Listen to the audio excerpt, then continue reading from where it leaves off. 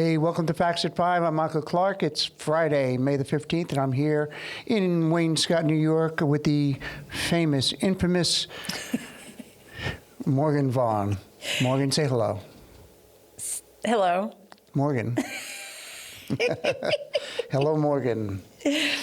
So, what the heck is going on? We got a lot going on today. We got Peter Scoyoc coming up later, Yep. so we got And he's going to be able to fill in some of the blanks, I think. Yeah. Today's the big day that we've been hearing about. May 15th, Right. Friday, May 15th, except for it's not a big day for us. Okay. It is a big day if you're a golfer or play tennis or a landscaper. Okay.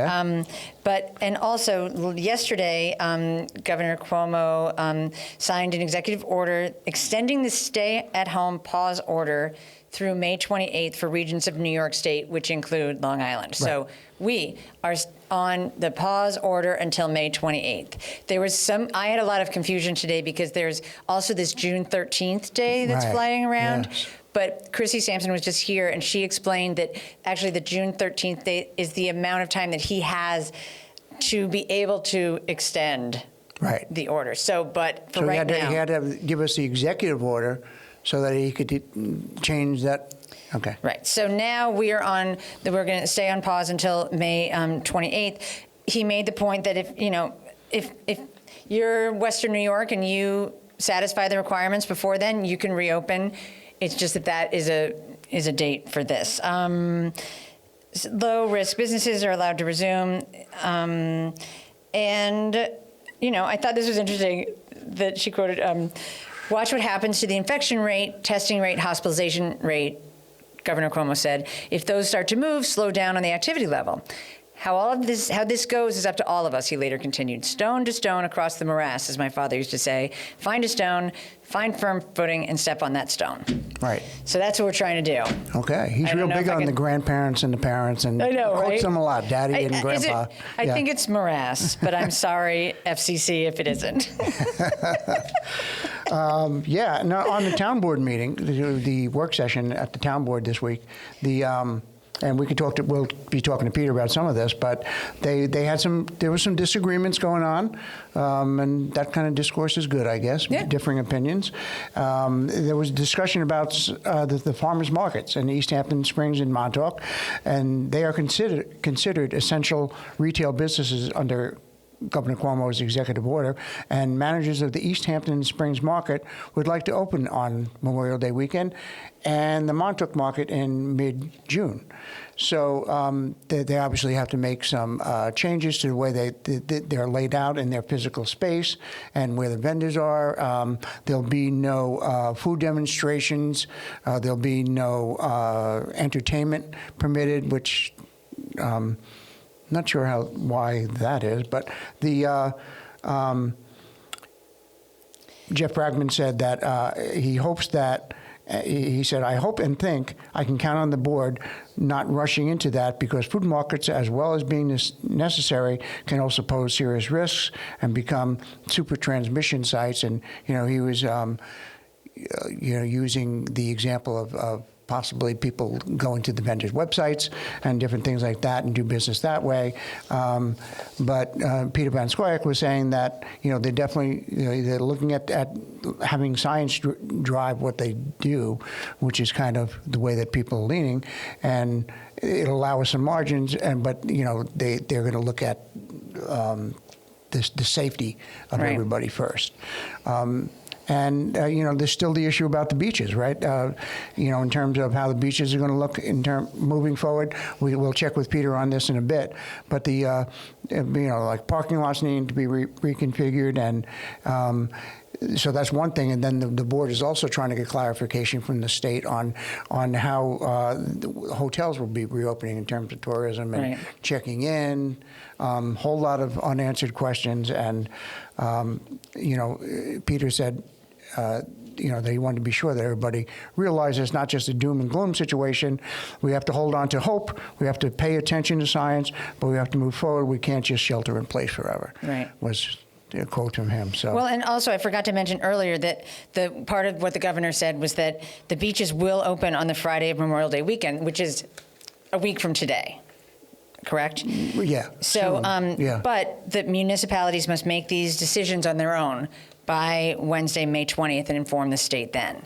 So this is what we were talking about before. If Southampton opens and East Hampton doesn't, everyone will go to Southampton, and it'll be a mess there. So they need to figure this out. And it just never ceases to amaze me how it is just a ripple effect everywhere. Sure. Yeah. It just, I mean, a lot of people in a small place, and in the town and the village, and everybody's trying to do the best they can under a situation. I mean, I've never experienced this before, a plague. Right. It's all new to me. This is your first plague. This is my first plague. Okay. So what's going on with the rental market? Well, this is super interesting, I think. So obviously people now want to come, and we all saw this. Everybody came out to their second home, or wanted to rent in East Hampton, around mid-March. But now what's happening is that people want to stay, or they want to not just come in August, but come in July and June, et cetera. So we all know a lot of people who rent their houses for the summer. This is causing a lot of headaches. Sure. Because if people want to stay, what happens? Because then we have another renter coming in, or maybe I want to come back from my mom's house where I've been staying. Yeah, so it bumps people. It bumps people, but then add to that the fact that there's a no eviction moratorium. Right. So this is confusing everybody. And I mean, it's all done for the best purposes, 100%. But it is definitely going to be interesting, and it's going to change how things are done in the future, says Carl, I think this is from East Hampton Star, iRace, right? He was saying that what will happen is that in the future you'll have part of your rental agreement will be something called a force majeure, which is an earthquake or something. Right, acts of God. Acts of God. You have to be able to plan for that. So this is going to be interesting. Yeah. It's funny, in rental contracts and stuff like that, I mean, we have it too. In Studio 3, we rent it out. There's that clause in the contract, act of God, and, it was kind of laughable. Oh, yeah, that's in there, but now it's real. Yeah. If there's a pandemic, you might have to leave. Yeah. So Southampton Hospital came out with an interesting update. It's from our friend Barbara Jo Howard over there, about what they're doing in terms of sanitizing and doing all the things that need to be done, because they're afraid, that people are afraid that unless they have coronavirus, they're not going to the hospital, right? They're not going there for, maybe they might go there a little quicker. They have pain in their chest or something. But they said to prevent in-hospital spread of COVID, every room, department, office, and lobby is frequently and scrupulously sanitized. The hospital's environmental services team implements a rigorous disinfection protocol consisting of advanced UVC technologies, a subtype of ultraviolet light. That you don't put on your own skin. You do not, ever. And it's capable of eliminating pathogens from high-touch surfaces throughout the hospital, as well as clinically and EPA-approved chemical solutions that can annihilate infectious agents. And one of the things that the hospital deploys these technologies to destroy pathogens, including surface-side Helios system, an automated UVC disinfection consisting of 3 ultraviolet towers, and the Clorox Healthcare Optimum N-Light, a portable single-tower UV emitter. It must be like this giant robot they bring in. Good night. Yeah, it's but they anyway, this is not for home use. No, right, or drinking. But they obviously, I guess the point is they really do have top of the line technology there at the hospital, and they're really doing everything they can that's possible, right. In order to make sure that people coming in for anything are safe. Well, and that's a great part thing. of the problem is that people are having heart attacks and then not going to the hospital. Right. Because they're just like, I'll wait till Monday and go to my regular doctor, or I'll call somebody, when you need to go to the hospital. Right. And the emergency room. Yeah. And the good news also is the fact that not one single case of coronavirus has come out of that hospital, that people going in have not gotten it while they're at the hospital, and that's a pretty big thing, I think. So what else is going on? Okay, well, so there's a couple of things that I talked about yesterday in terms of this weekend at the Parish and Guildhall and at Bay Street. You can go and look and see what's happening. But there's going to be a wildlife rescue basic training program that Dell Cullum is going to do. That's our friend Dell, yes. On May 18th from 7 to 8, and that is going to be, I assume, a Zoom. It is a Zoom meeting, yeah. Zoom meeting. Yep. So, how do you find out about it? I don't see where you go to find out about it. Well, I mean, what he's covering, he's talking about birds of prey, small mammals, what they call rabies vector species, raccoons, foxes, skunks, and that type of thing, and large mammals, and, in terms of handling the situation. Yeah. And the training is also going to cover the necessary equipment, transport and resources, and,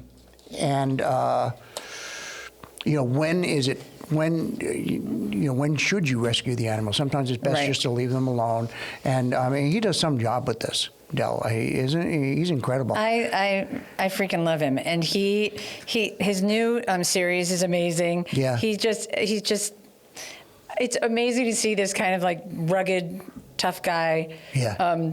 Handling these little baby birds, or saving them from glue. But he does it like he's constantly out there doing it. I've called him several times. I think this is how he's doing. I mean, this is why he's doing it. It's like he needs some help, I think. But he really, he's a firm believer in allowing rescue responders to find their own niche. He says in the style of executing wildlife rescues, as long as the responder's priority is their own safety and the safety of the animals. So this sounds interesting. So I think that you go to WROEH.org, and I will put that on the slides for the end. But that would be really great. And I have one more thing about AFTI. We're going to be showing on June the 6th, there's something called Feed the Need, the Best Jams. As we've reported before, AFTI is working with the local food pantries, the whole group. All for the East End. All for the East End, yep. And they're distributing the monies from donations to these food pantries, kind of like an umbrella type of thing. But they're putting on a concert, and we're going to broadcast it here on LTV Saturday, June the 6th at 8 p.m. It'll be on LTV. And then it'll be on our Facebook and Instagram, on LTV and YouTube, all at the same time. And it's featuring some pretty big people. Dante Mazzetti, Gene Casey, the Hoodoo Lounges, Inda Eaton, Jake Lear, from local, and it goes on and on, Joe D'Elia, Ludmilla Brazil, Mama Lee Rose, Nancy Atlas, of course, Points East, Sarah Hartman, Second Hands, Winston Irie, but they've also special appearances by Loudon Wainwright III, Randy Brecker, Ada Ravanti, and more people. Oh, fantastic. Our friend Joe Laura over at, who does some work over at Bay Street and with historical films, is and involved. Hoodoo Loungers. And the Hoodoo Loungers, of course. Yeah. And he's also, it's also the Sag Harbor American Music Festival. This is part of what they're doing, because they can't do what they normally do. Right. Or at least they're assuming that it's probably not going to be happening in September, but that has not been confirmed yet. So, that's kind of essentially where we're at. So we got Peter Van Scoyoc coming up. Yep. And thanks as always to our sponsor, Sound Aircraft Services. And please be sure to like us on social media and subscribe to our YouTube channel.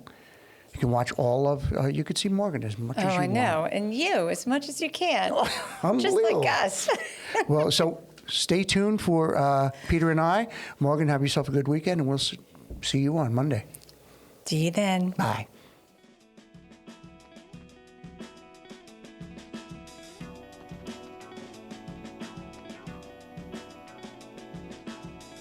Well, we are back with Peter Van Scoyoc, the town supervisor for East Hampton.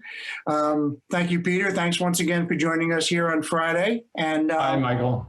Hi. Thanks for having me back on the air. Appreciate that. Well, I know you're a busy guy, and but let's get right down to it. Today's a big day all around with May the 15th and all that's gone on. Maybe you can fill us in. First of all, what's happening with the testing site, which today is the first day. I know you've been in touch with them or been over there, and maybe even give us a little guideline on some of the new things that the governor put forward starting today as well. So sure, absolutely. Happy to do that. Yeah, I'm excited that East Hampton has a local testing site right here at the Panago Ball Fields parking lot, which is at 400 Panago Place. And that just kicked off. Hudson River Healthcare is doing is administering the testing. and it's been underwritten by the East Hampton Healthcare Foundation, and I facilitated those parties coming together to get this done here for our local residents. You can set up an appointment by calling the number that I think you guys are going to put up on the screen there, 845-553-8030. Set up an appointment. Tests will be given here in East Hampton on Wednesdays and Fridays. You do need to call ahead for an appointment. And then it's also being given in Southampton Village here, the hospital by Hudson River. So you can call the same number on Tuesdays and Thursdays. So now we have 4 days a week, which on the South Fork that you can get tested. If you have symptoms, if you've come in contact with a known carrier, or if you're an essential frontline worker dealing directly with the public. And there is no cost. If you don't have insurance, there may be no cost for you. And for town employees, your copay will be covered. So I'm excited that that's underway, and I want to thank Barbara Borsak, who's the deputy mayor of the village. I reached out to her because she sits on both the hospital, Southampton Hospital Board, and the East Hampton Healthcare Foundation Board, and she helped pull those parties together. As people may know, we've leased the Panago ball fields to Stony Brook Southampton Hospital for a future emergency satellite facility here at Panago. As everyone knows, in a normal summer, that the wait times to try and get between Montauk and Southampton are really too long for some critical care. So we'll be happy when that site actually gets built too.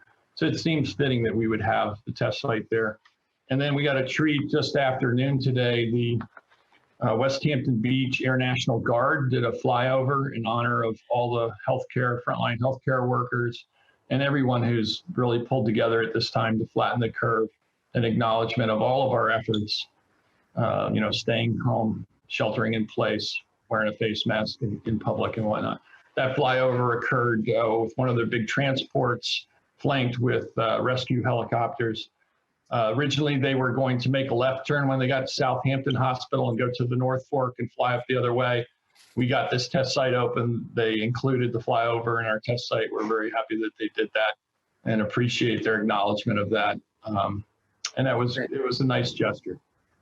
That's wonderful. What about some of the things coming out of Albany with the governor making some changes to some of the things? What's going on? So New York pause was extended through May 15th. Today is May 15th. He said he would make an announcement as to whether it would be extended further or not. In the meantime, he set up the 7 criteria that a region will need to meet in order to be deemed safe to reopen, with that first phase reopening. And again, first phase will be activities and businesses which had the least amount of potential risk of spreading the disease and the greatest economic input. So those would include landscaping and gardening, planting of shrubs and bushes, construction, forestry, fishing, and some other activities. Unfortunately, Long Island is not able to open up and have the New York pause lifted at this time. We still are short on, it's been teetering between 2 and 3 metrics that we don't meet. The rate of new hospitalizations is one of them. And the number of deaths still occurring from COVID is another. And, there's the tentative one that they think will be met very soon will be the contact tracing, which is important in understanding how the disease is moving through our communities. The contact tracing jobs are available, and if you're unemployed and looking for employment, that might be something that you could do. It does not put you in direct contact with people with COVID. It's just following up with telephone and computer. And there are a number of different positions available. You can call 311 and ask for contact tracing information, or visit the town's website at ehamptonny.gov, and there's a link for contact tracing there. You can click on, has an application and other information. So that's another important effort that we need to be moving forward with.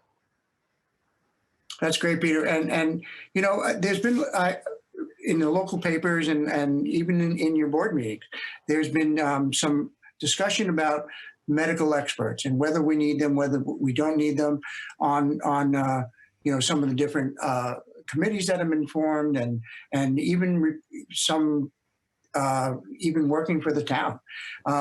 And I just wanted to give you the opportunity to respond to some of those, if you could, and give us your point of view. Sure, absolutely. I think the one thing that none of us on the town board disagree with is that we need the very best and factual information, scientific data, and healthcare, you know, professionals' advice. And you know, the CDC has been putting out a number of different protocols and guidelines that we've been following from day one.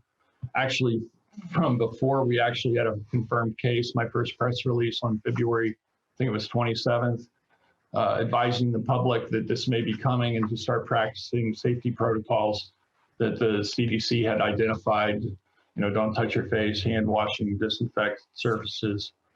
And, you know, we've continued to update and follow the guidelines from health professionals. World Health Organization and CDC guidelines are part of our reopening protocols. We've adopted those. The CDC also has a number of very specific guidelines for various industries, decision trees, whereby you go through and if you meet this criteria and that criteria, then you know, move on to the next category of things that you need to consider. If you don't meet these categories, then stop, you're not ready to open, kind of thing. So, you know, we are absolutely taking into account the very best information. I really have no problem with having a medical professional, and I know when we first created the business reopening committee, we had reached out to an individual who we've been trying to get in touch with, who's a member of the EMS. And he initially wasn't responsive. He's agreed to join as well.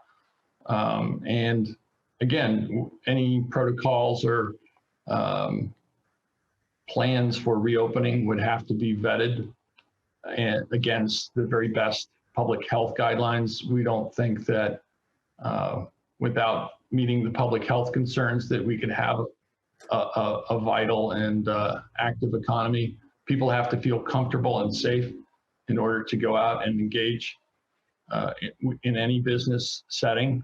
I'm really pleased to see the number of people who are taking this seriously and taking the town's advice and the advice of others when they're out in public to be wearing masks. That's going to be a new normal for the foreseeable future. Going back to the governor's metrics in reopening, some of the upstate regions have been allowed to reopen as they've met all 7 criteria.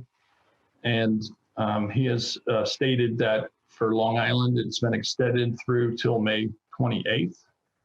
However, if in the interim we meet the metrics, then we would be able to move forward with that phase 1 of reopenings. So we had concentrated primarily on the phase 1 reopenings first, those business in particular, but understanding that others could follow as closely as 2-week intervals.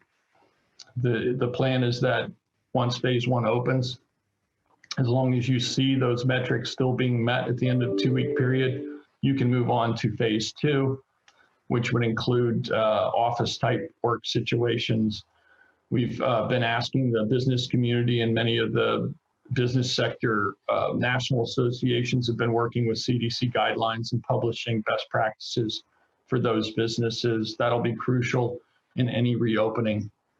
And then we've gotten some additional guidance from the governor and are waiting to see the actual written clarifications and guidelines on certain activities. He's said that he wants to loosen the restrictions somewhat on outdoor activities that don't create gatherings. He mentioned tennis in particular. We're trying to get further clarification on that. I know some of the tennis clubs are anxious to resume outdoor play on the courts. We're still waiting for specific guidance on that and some other activities. Again, I think we understand that one size doesn't fit all. And so I would like to be able to have the ability as a local executive to fine tune the reopening to our locality and the specific business that might want to open, because I don't think all businesses within each of those categories are the same. And I'll give you an example. I met today with the Hampton's Art Network, which is a consortium of all the local arts organizations, Guildhall, the Watermill Center, Longhouse, Pollock Krasner, et cetera, Bay Street Theater. And some of those organizations, such as Longhouse, it's 16 acres of outdoor gardens.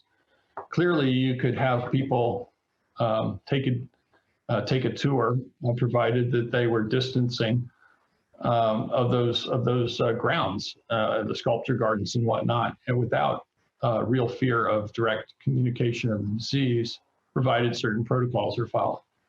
They're in phase 4 opening, just by being arts and entertainment. Right. So again, one size doesn't fit all. I think we need to be able to fine tune. In other words, and also for instance, sports activities. Okay, maybe having a basketball game with 10 individuals on a court is we're not ready for that. But what about an outdoor yoga class where everybody's spread way out on a lawn somewhere and wearing masks? I mean, I think we need the flexibility to make those determinations locally at some point. I'm certainly glad for the governor's leadership and guidance to this point. But, those are all the kind of things that we're thinking about on a daily basis. That's great, Peter. And we're just about out of time here. And I know that by next week, I think it is, there was some kind of decision or some input that you guys are going to be giving in terms of beaches and things like that, as far as the governor goes. And so we could probably get into that more next week. So that's my 2:30 call, Michael. I'm on the Suffolk County special beach reopening group, and we're trying to have some general guidelines and guidance put together and released to the county exec to pass up to the governor on May 18th, which is this Monday. So we have another call today. We're getting close to finalizing all of those recommendations. Obviously, again, one size doesn't fit all. Local municipalities will have some flexibility to be more strict in some cases, but we're trying to have a unified approach as much as possible with the best guidance and scientific and public health data and information. Well, I appreciate your time, Peter. I know you got to run to your other call, and we appreciate you taking the time with us today, and more to follow next week, I'm sure. Thanks so much, Michael. Everybody be safe. Again, thanks to all our first responders and frontline healthcare workers and everybody who's doing their part to help get us through this. You have a good weekend. You too. Take care. Bye.